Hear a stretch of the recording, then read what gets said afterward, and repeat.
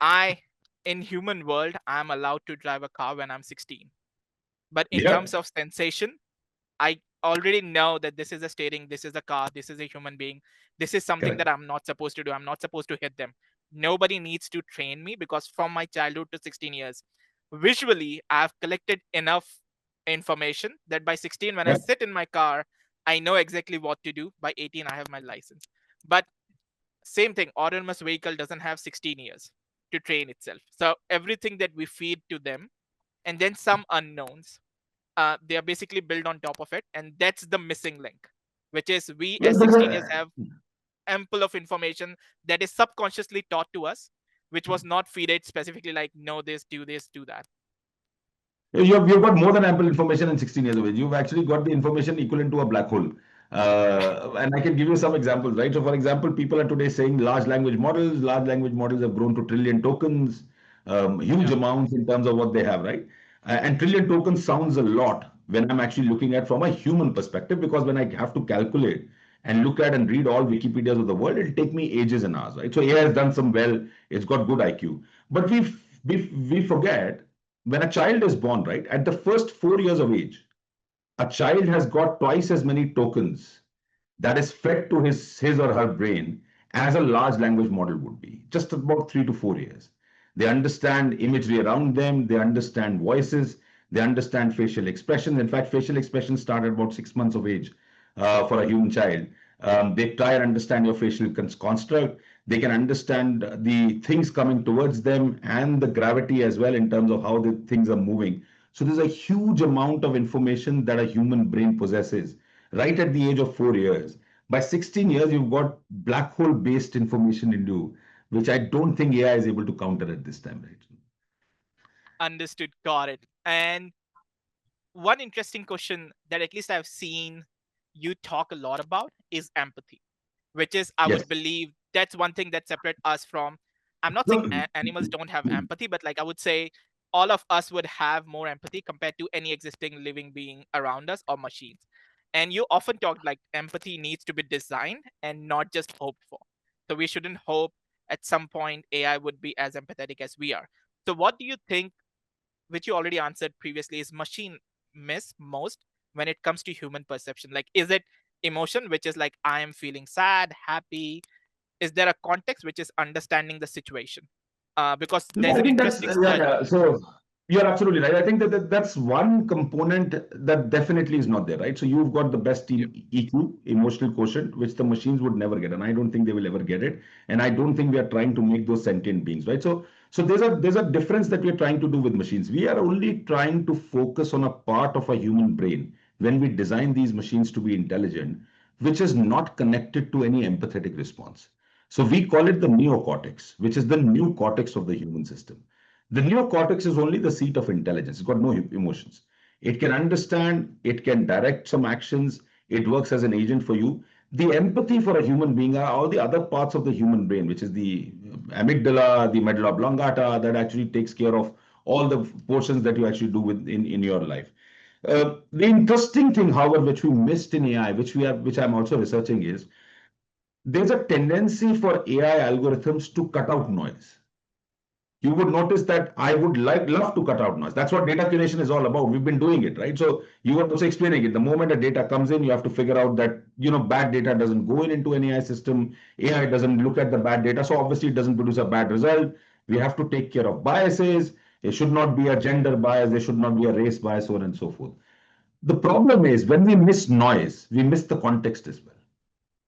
And that's an interesting concept, right? Which I'm proposing to you. So, for example, in a call center, when you put an AI system, your job is to automate a task which a call center is receiving on his phone. A human Right. agent, when he receives a phone call, his job would be to figure out what is your problem, how would you solve it, and so on and so forth. I want to take it to an AI. I would have speech to text correlation. I would have understanding of what that problem is, and I would have various systems in which I want to operate. Now, let's assume that this human being was calling from a railway track or a railway station. The first reaction from an AI system would be cut out the background noise. Because obviously there's more noise. I can't hear the language or there's a mixture of words. But when we did that, we missed the context that the surroundings in which he's sitting is actually a railway station. And that's why he's talking. And that's a very interesting component from a human brain perspective. That's where the empathy comes in. And that's where you actually talk in a very human way to a person, considering the fact that there's a lot of noise at the background. It would only be a human EQ to say, I understand that you are in a noisy place. Why can't you go into a, some other place where you can do? AI Right. systems will cut out that noise, so they have no context. The context is Right. only very regular in terms of what you're seeing. Can we have AI systems which understand the noise as beautifully as they understand the task orientation that they do? And that is where AIs will become much more humanized in terms of what we're doing. And that's the research that is happening all across the world. That is something that we are trying to do. And it's also called abstract reasoning kind of a context where you reason the abstract part, which you're not seeing. You don't just reason the part which you're seeing, which makes you very focal and tunnel visioned in terms of what you're doing. So that's the research that is happening. Got it. Understood. And this basically leads to a good segue to Dream AI because that's pretty much Yeah. what you talked about on LinkedIn, right? Because I looked at what you introduced in terms of a framework. I don't know how far is it, or is it actually someone trying to build something on top of it? Is it still a concept or not? So my first question is Dream AI. For people who don't know, um, Nikhil coined this term Dream AI, which basically is deep reinforced engagement model, and it's basically a hybrid. So normally, what we say is majority, or I would say 90-95% of the models as of now are pretty much pattern recognition engine. That's it. They Right. look at data, they try to find patterns. If it makes sense, they'll give you something. If not, they'll just die. That But includes these are like ChatGPT as well. fast. Yeah, Yeah, that includes ChatGPT as well. ChatGPT is also a stochastic parrot. Any correct. Yeah, LLM that you build is a stochastic parrot as well. It only understands yeah. the pattern. Yeah. And like it works, right? At least I would say in my life, if I want to get summarized of a meeting, Chat GPT, all of this are able to do a fantastic job, which I'm happy with. So they are fast, but they're often shallow, right? Because after 6 or 7 times, they pretty much give me the same information from all the calls. But I'm looking at different information from all different calls. So what Dream AI proposes is something very different, right? So it's inspired by the way humans simulate, reason, and imagine outcomes. So this AI would be a hybrid of symbolic AI and your autoregressive LLMs, let's say mixed together. So neural network and symbolic AI brought together. So my first question is, do you believe model would ever dream? Yeah, that's a great question. I think that's what I've been thinking around, right? So that's where it actually brings it closer to a reasoning context system rather than a non-reasoning context. I'm not creating a sentient system which is living and breathing itself, but I'm trying to create a system that understands and reasons the context well. And there are hundreds of things, right? So the whole idea of Dream.ai was that human beings do a lot of symbolic and non-symbolic structures. There's a lot of core knowledge that is already born in you when you're born, right? So it's born in you. For example, the act of gravity. If you have a 3 month or a 4 month old kid, you try moving the kid faster in your arms. You will see that the kids will have his arms flailing out. He or she is afraid to fall down. That's a gravitational impact. So the core intelligence of the kid is already fed in as a gravity, as a system, right? Similarly, kids, as I told you, in 3 months they understand faces, they try and recognize it, so on and so forth. So when people say they like mother's touch, right? The touch could be anybody's. But the first touch that the kids take, the human brain actually senses that touch as its own, and then tries and collects a pattern in terms of the pattern collection, and then it starts moving forward.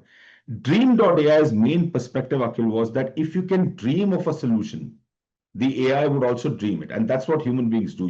You perceive something, you then plan, and then you produce an action. So Dream.ai is basically perceiving simulating an environment amongst yourself in terms of what you do, right? It's kind of a simulation that you'd want to do. Then planning the action and then putting the action in front, right? And that's it for action and reward. Of course, you've got deep reinforcement learning and other mechanisms. But for the Yeah. perception part, you don't dream, right?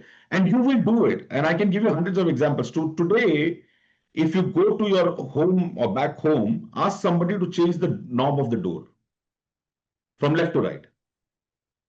So you will have multiple reactions, right? Some of you might go into the door, and then suddenly you'll get a crackle in your brain saying, oof, there's something amiss. I don't know what is it, but I don't think this is what I was meant to do.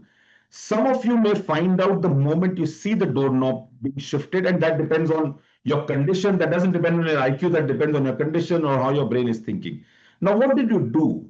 You dreamt of opening the door. You're always dreaming and producing the next microsecond as a dream. Human brain's ability, the biggest ability is predict the future.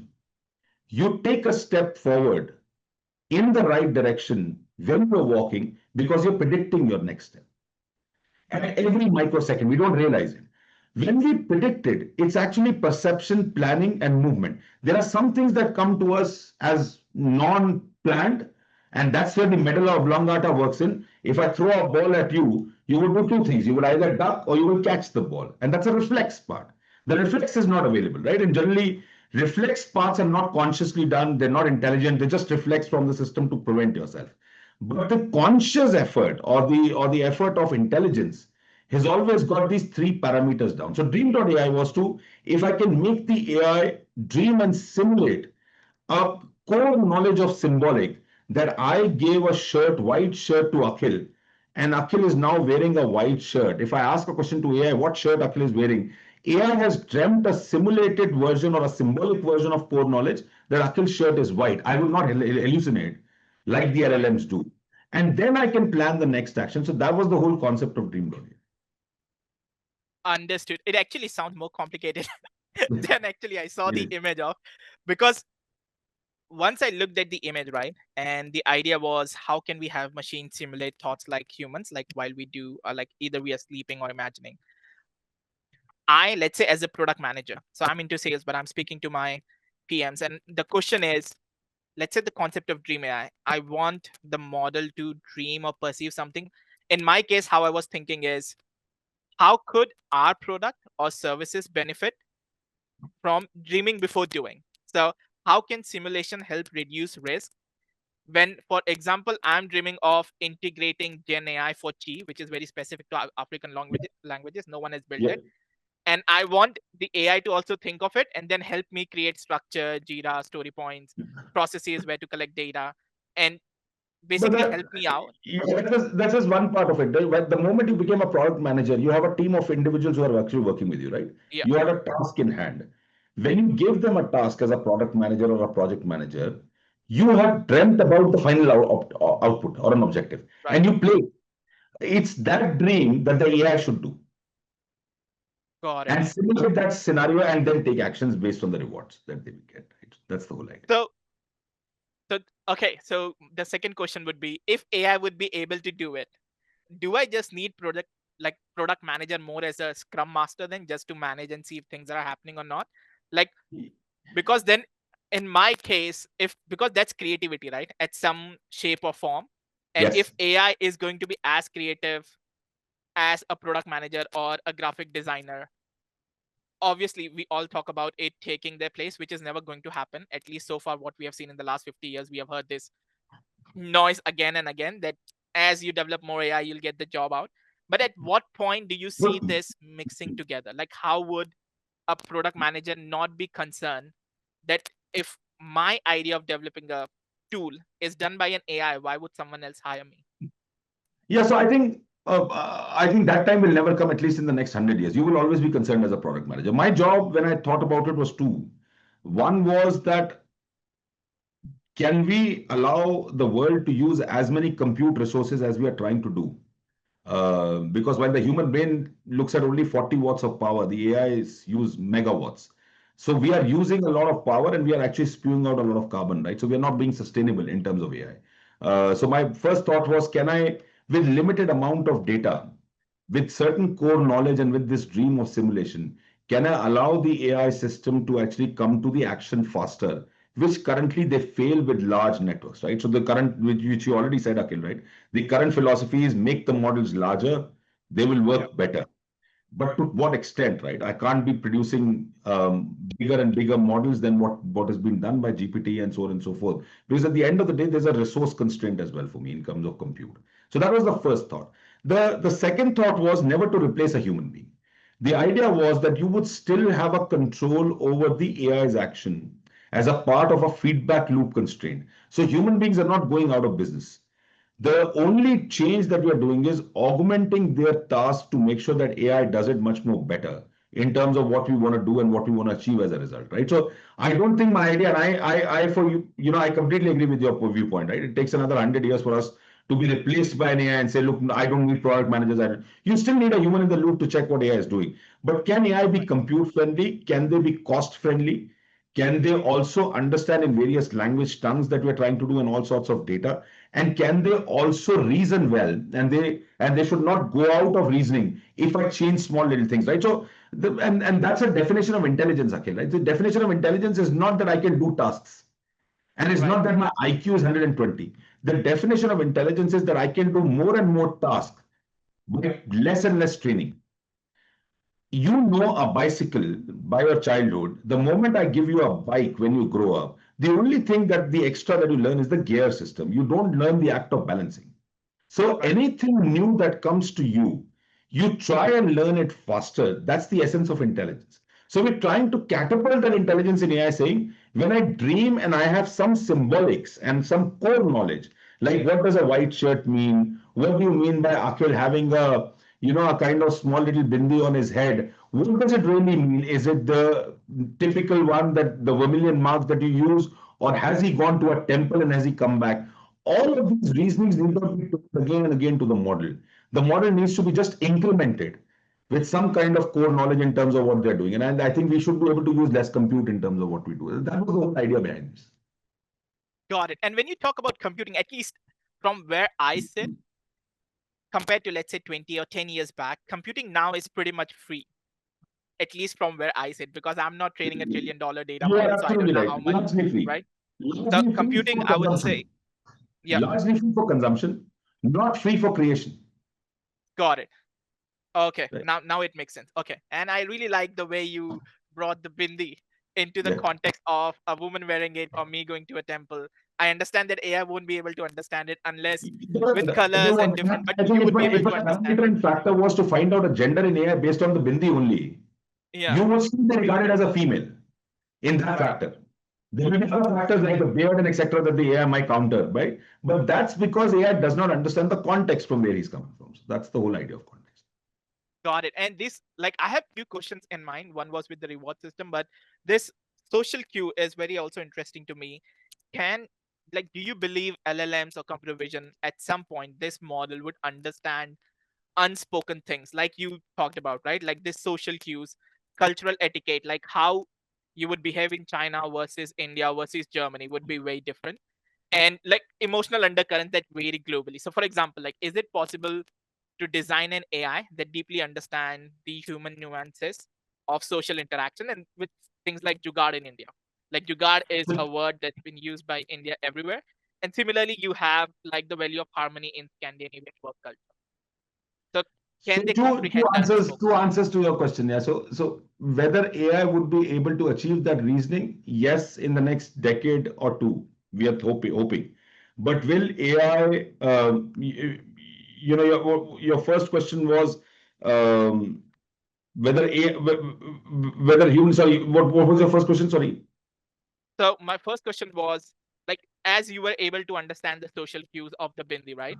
Would AI understand the unspoken things, which are like the social cues or cultural etiquette? Yeah. So if you're only looking at from an LLM's point of view, they suck. Yeah, So, in order to understand the social cues and the biases, right? Today, what we are doing is we're jittering the LLMs with the fact that we can actually have loads of guardrails built for a specific region, right? But LLMs, by definition themselves, are not good. They are auto-regressive models. All that they do is to predict the next right, word, which you would have told people, right, in terms of what they do. Yes, they are called foundation models because one model can do a lot of stuff, but you would see that if you take them into an account when the rubber hits the road, right, these LLMs start producing a lot of hallucination, which you have to counter, the lot of bias that they do, right? So I don't think LLMs would be the technology that would understand the biasing system of countries, to understand the context of countries. I think what we really need to do is change the algorithms themselves. And that was also the principle behind Dream.ai, right? So the idea was, can we have a new algo which thinks in the abstract world and understands the context, however small it may be. It need not be the world context. It only be the context in terms of what I'm trying to understand and trying to do. But I don't think with LLMs, I can force fit them, definitely, but they are not designed to be reasoning and contextual models. They are models who were earlier made in 2017 as a translation engine. So if you give a French word or a Russian word, what comes out is English or Hindi. The only way that they wanted to counter was a recurrent neural network, because recurrent neural network used to take sequences and sometimes would never converge. RNNs had other problems as well. For example, vanishing gradients and so on and so forth. So they couldn't converge themselves. So LLMs came as a transformer theory to say, look, I have large amount of data. If we can build some attention of words, for example, I am taking the animal across this road. It also ate grass. Now, what does that it means? Does it mean the grass? Does it mean the animal? Does it mean me? So that attention mechanism is actually baked into transformers. Great stuff. Great advancement. For the first time, we can ever talk to a machine in terms of human language, even though the machine doesn't understand us and we don't understand, and sometimes it hallucinates in terms of that. But that's not the be all end all of a human empathy or a cognition. The human cognition has a context in the language of choice, in the place where they are sitting, for the people that they are talking to. I think that needs a larger piece of algorithmic change. And it need not be as, and I personally think it is a combination of neurosymbolism, right? So some parts of symbolics, some parts of neural network in terms of what we do. I think if you combine that together, that may yield into a system, that may yield a system which thinks and reasons based on what you want it to think, right, in terms of context. Understood. Got it. And when you talk about dream AI, right? Specifically, very, I would say, contextual to dream AI. So, for context, so there was a study done that shows that AI models like ChatGPT 4.5 can already fool people into thinking that. So that's like 73% of the time they were able to fool someone that they are speaking to a human being. And my question is, do we need a new kind of global Turing test specifically for Dream AI? Like Dream AI shouldn't go to the basic Turing test. And then how would you build this? Like, what's required? Like, is anyone even thinking about building a new Turing test to basically include social cues, cultural divergence, empathy, different people, different doses, into baked into the Turing test? Yeah, so I think the Turing test phenomena is over, right? So we don't really now look at Turing test as a big system. I think it's already crossed. I think now people are getting fooled in terms of what the AI is, and Turing test is no longer the measure. The measure now is abstract reasoning context tests, which is called ARC. And that has become the new kind of normal for Turing tests in terms of what you're asking for. In fact, we are solving using Dream.ai, we are actually trying to solve a very interesting, if I may say, problem. It's called ARC AGI2, Abstract Reasoning Context AGI2. It's a worldwide problem. If you just search on your web, you'll find out what ARC AGI is. It was started by Francois Chollet, and Francois Chollet is basically the founder of, or the one who created Keras as a machine learning module that you use in your machine learning systems. His, he is giving some problem statements. The problem statements are very commonsensical for human beings, but the current AI doesn't solve it. It's Got it. like compositional problems. It's also some symbolic problems which doesn't solve. So we're starting with that slowly, Akhil. We are saying, can our systems and can our algorithms solve that first with less amount of compute? We then go into the human facet of emotions and context of empathy and so on and so forth. So we are at a very small stage. We are at the nascent stage. It's just tip of the iceberg. We're just starting in infancy. We realize that AI was machine learning, was brute force. It's doing a lot of work for the enterprises and industries. But that's not the be all end all of AI that we are reaching, right? So there's a divergent path for researchers that they're going. They're saying great stuff, but there may be another path to reaching the AGI level over there. Understood. And just for context for people who might be hearing Turing test for the first time, like it was originally proposed by Alan Turing, and the whole concept was you just want to see if machine act as convincingly or mimic human behavior, and that's what you wanted to understand. I see, Jillian, you are like, is there? Yes, we have some questions in the Q&A section, and we've got about 10 minutes left. So I just So put Nikhil, I this just there, wanted to trying to ask address if we some can things extend as the well. call by another 15-20 minutes. No, that's fine. That's fine. No problem. Okay, perfect. So yep, we can jump into the Q&A, but before jumping into the Q&A, I have one question around Project Indus, and that was my introduction to Kanchan and your team, and Yeah. also the fact that it was very famous. Like Sam Altman came to Bangalore, did a speech, and he basically mentioned to Tech CEO or Mahindra CEO about India not being able to build something as, let's say, eloquent as No, ChatGPT, and that was the no, challenge. so I can tell you the story. He didn't pitch it to the Mahindra CEO. So it Okay, was a general conference that Sam was there, and somebody asked him a question whether we can make a kind of large language model, and ChatGPT and GPT was very new at that time, right? In under $10 million with 2 or 3 or 10 people, that was a question that was asked. And his nonchalant response now, no, you would need a lot more money. You would at least need $10 million, but you would need a lot more other things to actually build it from scratch. Um, so my CEO at that time, Mr. CP Gurnani, wrote a message on Twitter from one CEO to another, challenge accepted. So we accepted the challenge that we'll try and do it in under $10 million. We actually managed to build the first large language model in India, actually grounds up. It was nothing to do with, it was not based out of Llama, it was not based out of ChatGPT, in under $400,000. So while he was claiming to be in $10 million, we did it in $400,000. We managed to show the world, just like DeepSeek, that it's not important that larger models are needed. It's about the data fast factory or data curation and the kind of techniques that you use post that, which are important for you to build the models, right? So even today, if you are in India, you can go to the Indus site and you can use the Indus model. You can use it in 37 plus dialects because we wanted to create a kind of differentiation. And we said, look, ChatGPT will have Hindi as a language. There are other people who would have local languages, but nobody would capture dialects, right? India is a land of 1645 dialects officially, but it has 19,200 dialects unofficially which are spoken. So there's a huge dialect factory. Why can't we look at dialects? And dialects change the tokens. Some of the tokens are not found in dialects of Hindi, but the script of the language remains the same. So we looked at Hindi, which is spoken by 650 million odd people across the world, and 37 plus dialects into it. And that's where the collection started, right? We collected the data from Hindi heartland of the country. We then made this model as a decoder model in 1.2 billion parameters. And then we released it to the world saying, look, we can do this. There's no problem in actually spending more money. In fact, anything beyond 3 billion to 4 billion would not serve in the enterprise scenario anyways. So you can keep your model small, but you can make sure that your data is done well. And if you do that, the act of large language model can be achieved, right, in terms of what you're trying. understood, got it. And just for concept, right? Because I want to break it down into small steps in basically two formats. One is if we want to develop similar to Project Indus, let's say in Africa, that targets African languages, 400K might be less, but let's say, is there a way that we can still make it lesser and take one or two languages and build a complete system around it? Yeah, And if you don't want to what do would that look like? it, you can do it lesser. In fact, even if you don't want to now build it anything from scratch, right? You now have the ways and means of taking a big model and then distilling it and putting that African language into it, which is going to be very useful, right? So, for example, you may spend time, right? There are two ways in which you look at.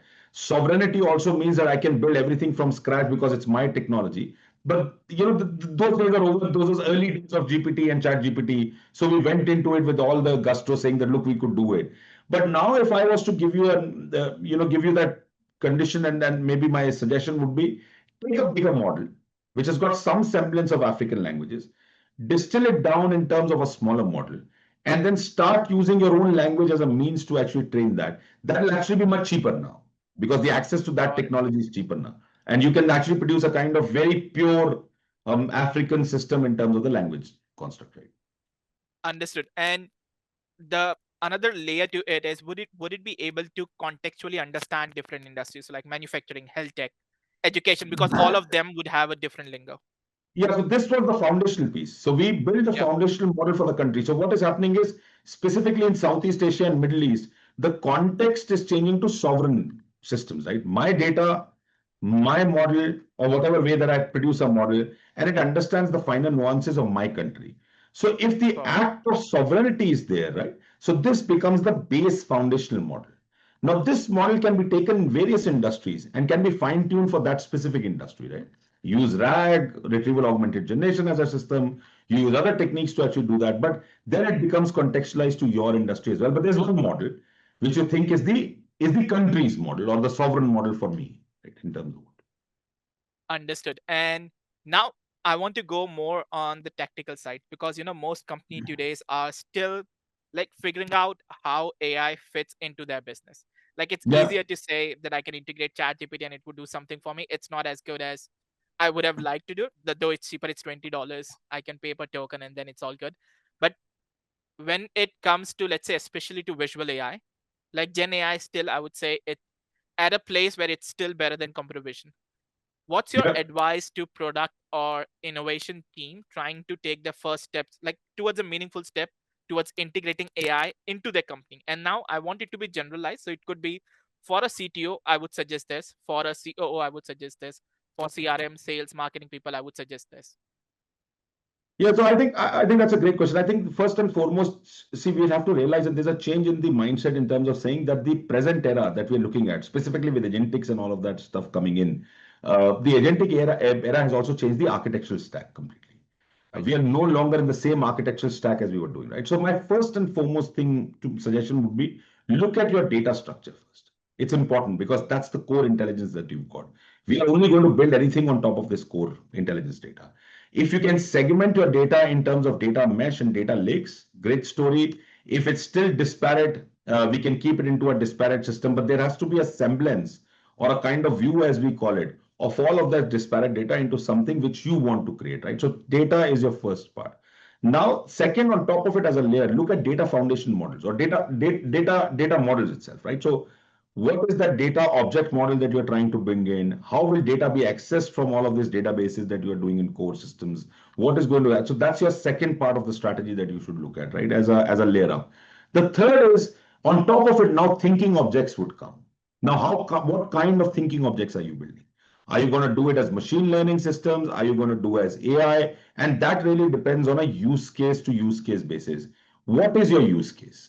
What is the objective? And have you defined a complete ROI based on that use case for your own business? What will I do if I run this use case on an AI or machine learning? There's no need to whitewash AI. There are places where AI can be applied, and there are places where all rule-based systems can run. So apply that particular logic and say, this makes sense in AI and this makes sense to my ROI. 90% of companies fail because the ROI is not defined for an AI, right? And the other 10% are still grappling with the idea of bias, ethics, and so on and so forth. So we call it the POC hell conundrum in the world that was running across. Right. So don't do into that hell. Just understand that what the objective would be. And once you define the objective, the technology stack on top of it can be applied by anybody, right? So you want agentics, you want plain Gen AI, you want vision-based systems to actually run. Technology is a large part available, but all of this stack that you do also defines the cost of compute for us. So when we come and talk to you, this will also define how much compute do you need. What are you going to, what is the cost going to be when you use a training mechanism or an inferencing mechanism over there, right? So that are the 3 or 4 steps that every company should look at. If they've not All started right. the game, most of them have started it, but if some of them have not. Got it. Now I see I've got a ping that I've got 11 minutes. I want to use next 1 or 2 minutes like a rapid question. So Sure. simple question, simple one line answer. So if, because you already talked about if you could have done things differently with product industry right now, you would have done differently. But now I want to go back to 25-year-old Nikhil. If you met 25-year-old Nikhil, what advice would you give him? Still the same. Well, 25 years ago, I started my research with Watson in IBM. I was part of the IBM team. I would still go back to that. The only difference that I would do is if I was going with the same knowledge back, I would apply now the knowledge that I have now to Watson system. Obviously, when of course Watson started and AI started, it was more statistical. But I thought Yeah. statistical was also giving us a lot of good results, right? Watson did extremely well where it started and so on and so forth. And IBM did extremely well in terms of what they were doing from an AI perspective. My If I go back, I would still stay the same. I'll stay the same course of AI. I'll still say the same course of understanding human neuroscientific facets and applying it to machines because that's the only thing that I understand in life, right? I don't understand the money part. The only numbers that I understand is that something that comes out of a machine. Otherwise, I don't understand numbers, right? Got it. If AI could dream, what do you believe dream AI first dream would be? Dreamers, first dream would be to actually become a kind of 3 month old baby. And and I've actually captured the moments of my little one when he was born. And there are some very interesting facets that I've seen, which I want the Dream.ai to actually do as well. Maybe to give me a perspective that I'm on the same track, right? So I also had a chauffeur who would come in and he would always click his tongue, like like something like this. My little one, who was just 3 months old, when he saw him the second time, he would click the tongue. The pattern was recognized by the human brain. The neuroscience had worked. And I could actually capture that moment saying that if my AI could actually formulate this, Yeah. and so he's done so many things, right? As a baby, he's looked at a human system. He's looked at another face. He's looked at the voice. He's realized the importance of that voice that comes to me and talks to me, and he's given the same reaction, mimicked it in a certain way, right? A large part of the AI that we do is also mimicking in terms of doing this. But if my Dream.ai can mimic a 3-year-old kid, or maybe a 3 months old kid, or maybe a cat or a dog in your house, I have done my purpose in life, right? Because your dogs and cats are more intelligent than AI at this point. So I was saying your dogs and cats are more intelligent than AI at this point. Oh, I actually agree with it. So no contest on that point from me. Because you talked about purpose, right? You believe that would be a purpose. If Dream AI could act as a 3 month young kid, what do you hope? Because if that's your purpose, that's your legacy, right? Dream AI would basically become your legacy. But apart from Dream AI, what do you hope people should say about your work 20 years from now? I think I think I don't have a lot of hopes on that, but I think the only thing that people could say is he went on the right track and he researched and seeked the right answers. I think answers can come from anyone. I think you can give me the answers and I can give the answer. If people can just remember that I seeked the right answers and I was on the right track, that's good enough for my work. I think I don't want more. Got it. And my last question is, what's a question people never ask you but should? What's the question? So why did I become what I became? So that's a question that people don't ask. Got it. Uh, So, Nikhil, why yeah. did you become what you became? No, no, sir. I think a lot of things was actually because of my rebellious nature in my house, the way I was brought up. I think I had a great family. I was born in a business family, but I was always rebel, right? I always wanted to do something different. I think one of the things that I keep teaching now kids as well, and when I go to colleges is, it's good to conform to a law and rule, but I think a little bit of rebel should or churn in everybody's life, in your heart. I think that is what takes you to a very different path of exploration which you don't see right in a normal path. I think that's something that I should uh, Got it. So should I say that because you were a little bit rebellious as a young kid, that brought you to where you are as of now, and you're yeah, still yes, like actually with Project Indus and even Metaverse that you guys are doing, right? Project yeah, Metaverse. yeah, we're still You rebellious. guys We are don't still rebellious in the ways yeah, we what you're still don't trying get to, closer. at least done from the Indian context. Like at least we as an Yes, Indian, we know that that's in a way a rebellion to what others are doing and showing them yes, that we can do it. If not better, at least we are competing. We are on the correct, same level. correct. Got it. So now I'll let Jillian come in. Jillian, let's people drop in. Let them ask question to Nikhil. Okay. So we have a few questions in the Q&A section, and I'll just read out a couple of them. Right now. And then for the attendees, feel free to raise your hand and we can unmute you. You can ask, or you can put your question in the Q&A section as well. Nikhil, one of the questions I'll ask is about jobs in the future. And the question is, with Gen AI on the rise, will prompt engineering be a sought after job in the future? Definitely. I think it's already becoming sought after, Jillian. It's not just in the future, it's currently happening. I think most of my if you come to our place and you look at my lab and kind of researchers who are working in my AI team, hardly any one of them today codes. Very few who actually put up a code language in terms of what you are doing, right? So most of the people today are using prompt engineering to actually take AI to do this, right? Yes, there are problems. They see hallucination, they see problems in AI, but that effort has already started. I would not disagree to the facet that the most important programming language in the world in the future is only human. It's not going to be C, C++, it's not going to be Java, it's not going to be Python. Okay, very good. Thank you.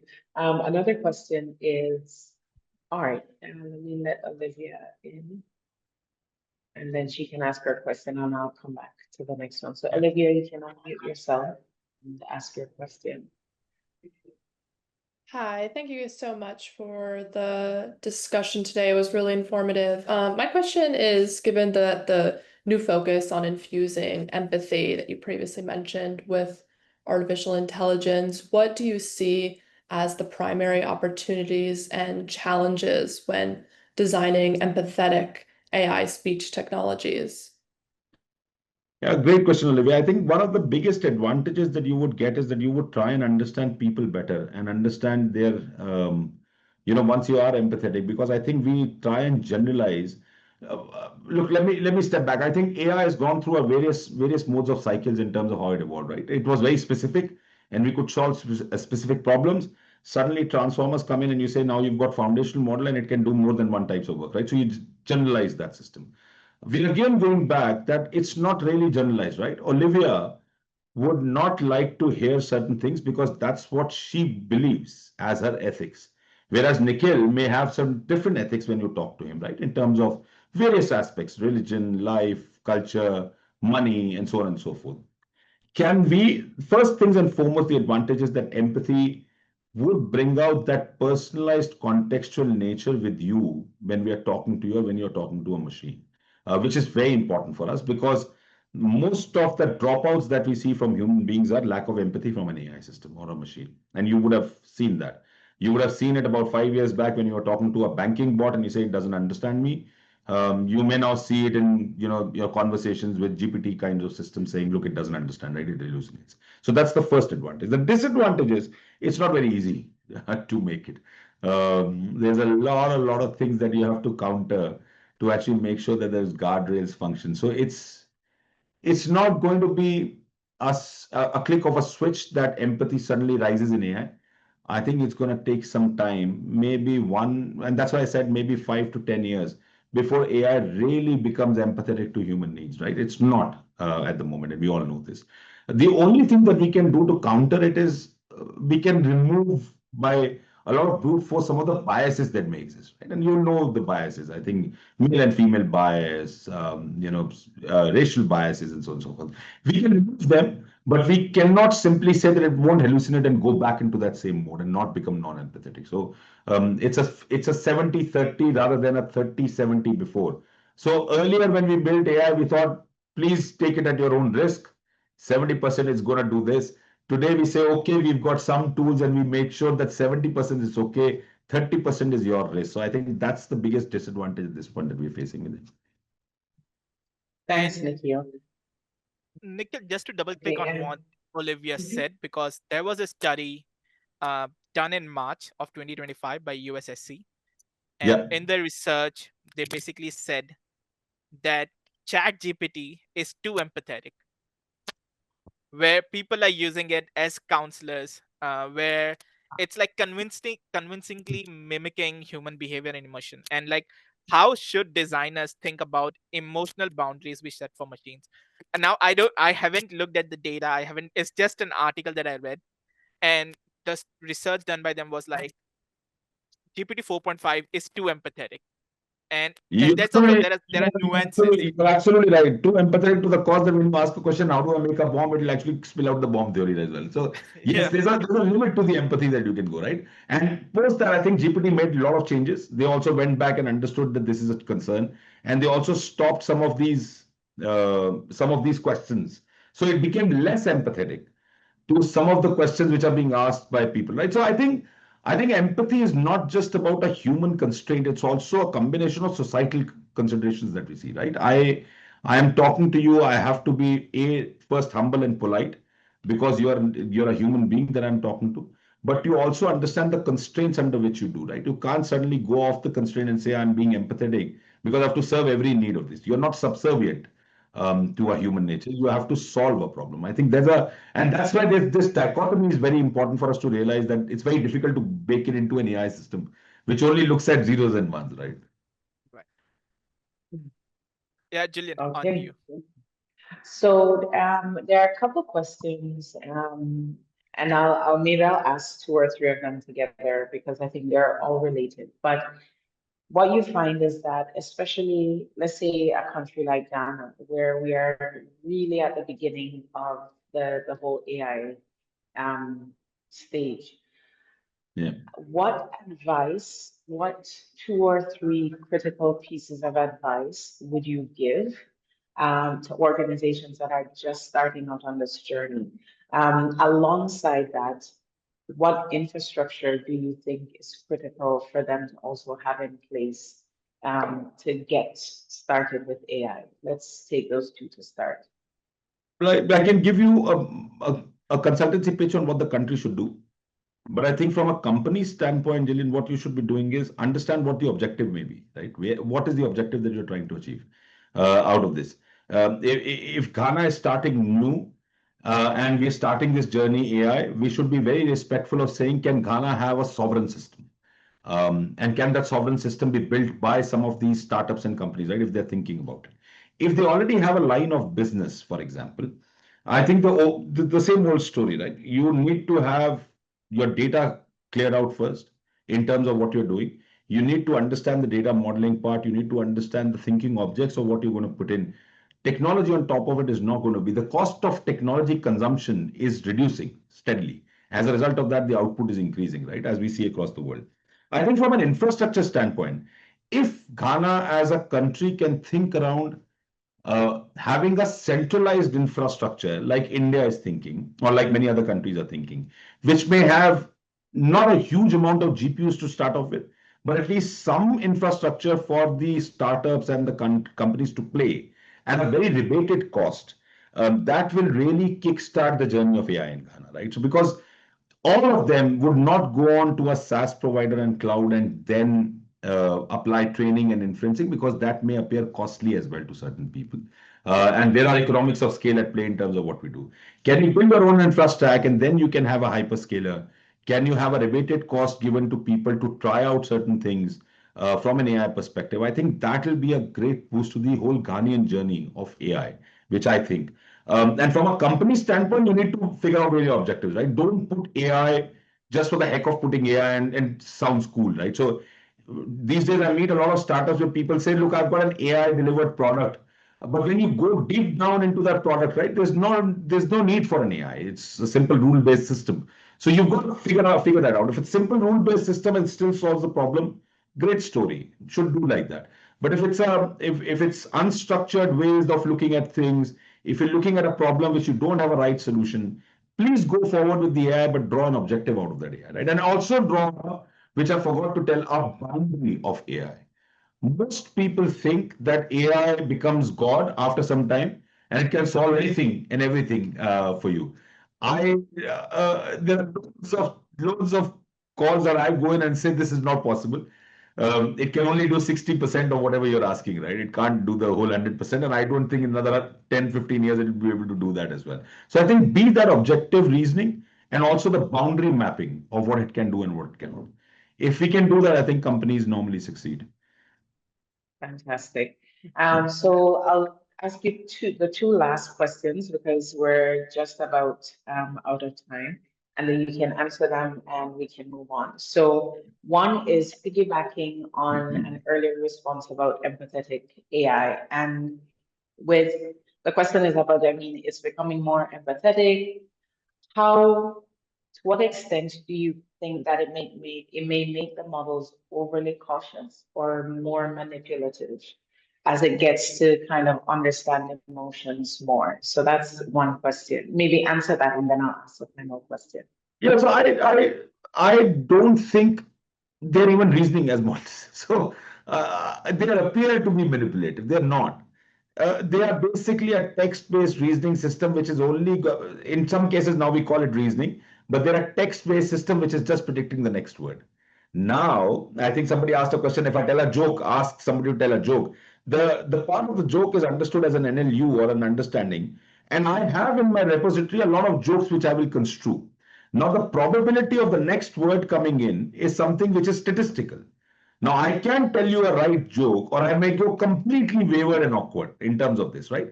As a human being, what we have to do as a measure is to take it with a pinch of salt as an answer that comes back from AI and have a check and verification and validation in terms of what it is giving. If you think that is right, please do believe that that's not the gospel truth in terms of what it's coming by. It's actually doing a probabilistic map of next word in terms of what you're doing. But if you think that you can make it better, so the way we make it better is something like RAGs, we call it retrieval augmented generator. So we say we don't go and think everything about the world. If Jillian has to answer about Gillian herself, we would have given her a document to AI and say, please, if anybody asks a question about Gillian, it has to go through from this document. You cannot go out. That's not allowed for you. It is to be only answered from this particular document. So you stop the hallucination. But then when you ask these word models, right, like GPT, etc., you can expect anything, right? And I can tell you one of the very funny things that I was saying. I was talking to ChatGPT in the early days, and I said, "Have you seen pink elephants fly?" So ChatGPT obviously, for the first reasoning concept, says no, there are no pink elephants, and they don't fly as well. So I listened, I looked at that answer and I gave back. She said, no, no, but my wife said that pink elephants fly, and she's seen it. So ChatGPT comes back to me with a response. If your wife is saying it, she might be right. So you could fool the system. You could fool it in saying that I know how I can trigger backup plan by saying, look, you would have loads of data where people would have thought that if whatever the wife says it's correct, the reasoning part is there. If I open up my mouth by saying to the system that the wife has said this, maybe GPT comes back and says, look, if the wife is saying it, she may be right. Although you may want to consider your choices in terms of the pink elephant, right? So they are very, very probabilistic in terms of what they do. Now you can fool them. Awesome. Okay, so last question is on agentic AI. And with the rise of AI agents, Danielle is asking, do you think web design will continue to have aesthetic considerations, given that humans might not be using the web as much?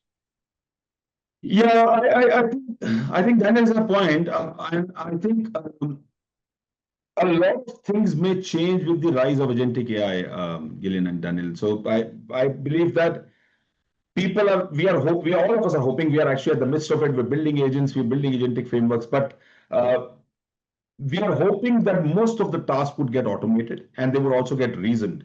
When the rubber hits the road, it's not the story, but it may evolve in the next 1 or 2 years. Having said that, there are some changes to the jobs that may come in, right? You may, as a designer, and there are loads of designers in my team who are actually feeling that crunch, saying, will our jobs go? My question to them is, no, your job could only be augmented by one personalized agent. So yes, the number of people or designers in a project or in a team may be lesser. That's definitely going to happen. But every designer may carry its own specific AI agent, his or hers, look at what they do is augmented by this agent, but they'll still be required. It is at the end of the day the human creativity that would prevail. It will not be the AI creativity that would prevail. They would appear again that they are creative. Awesome. Nikhil, thank you so much. So it's 11:19 Ghana time. But I just want to say thank you. Akil, I'll hand it over to you as well, just to say a final thank you to Nikhil. But we really, really appreciate your time, and we appreciate everyone's time who stayed with us as well. So Akil, over to you for final words. Thank you. Like, I'll just say, like, for sure, this is not the final goodbye. I think this is just the start of us speaking with Nikhil. Could be we'll do much more when he comes up with new terms, frameworks. But Nikhil, to be very honest, this has been a very rewarding conversation for me, um, because there's a lot that I knew in terms of AI, but very less that I knew in terms of neuroscience, and how the fact that a human brain in 6 years is as good as a black hole information. Just the fact that that analogy makes me happier. I don't know why. The fact that I have so much information is just I don't know how to tap into it. No, you have, All you of have. it is good. Absolutely. Um, Absolutely. but thank you for not only sharing, your insights on AI, but also for helping us understand, because empathy for us was a very simple, nuanced human emotion, and that's it. A dream AI, symbolic AI, was very nuanced, logic, reasoning based understanding for me.